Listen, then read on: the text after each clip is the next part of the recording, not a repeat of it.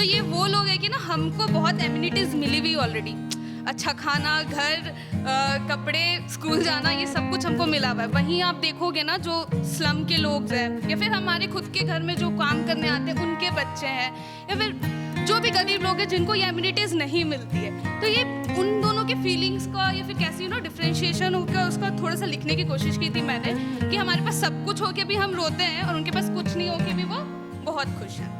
तो इसी से मैं स्टार्ट करूँगी, ज़िद और ज़रूरत।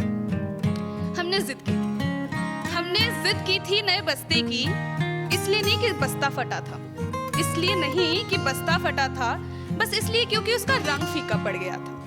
हमने ज़िद की थी नए बस्ते की, इसलिए नहीं कि वो बस्ता फटा था, इसलिए क्योंकि उसका रंग फीका पड़ गया था।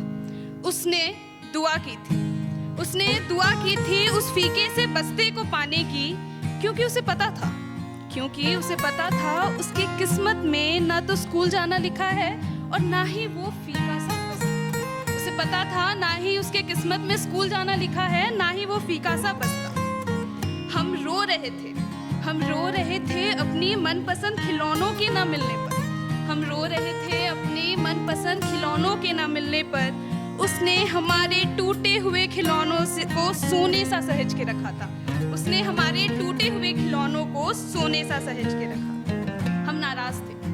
हम नाराज थे अपनी फेवरेट मिठाई न मिलने पर। उसने किया खुदा का शुक्रिया उठाकर रास्ते से बासी रोटी के एक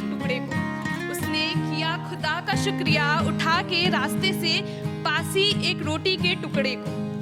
शिकायत कर रहे थे हम सिर्फ 10 रुपए की पॉकेट मनी से। खुश होता था वो 1 रुपए के सिक्के मिलने पर। पूरे घर को सिर पे उठा लेते थे हम एक छोटी सी खरोच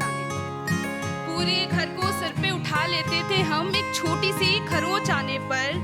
वो बहते हुए लहू को अपनी मैली कमीज से पोंछ रहा था।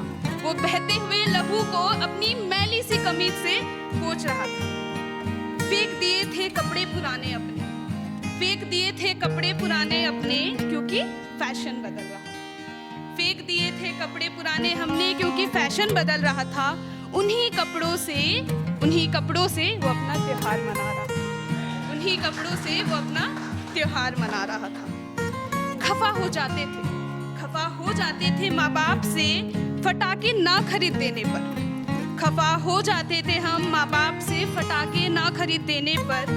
वो प्यार से गले लग के सो जाते थे भूखे पेट ही रोटी ना मिलने पर।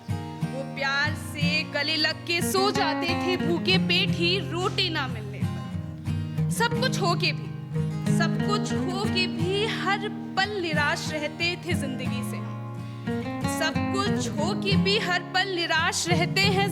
से हम। कुछ ना होकर भी हर पल आस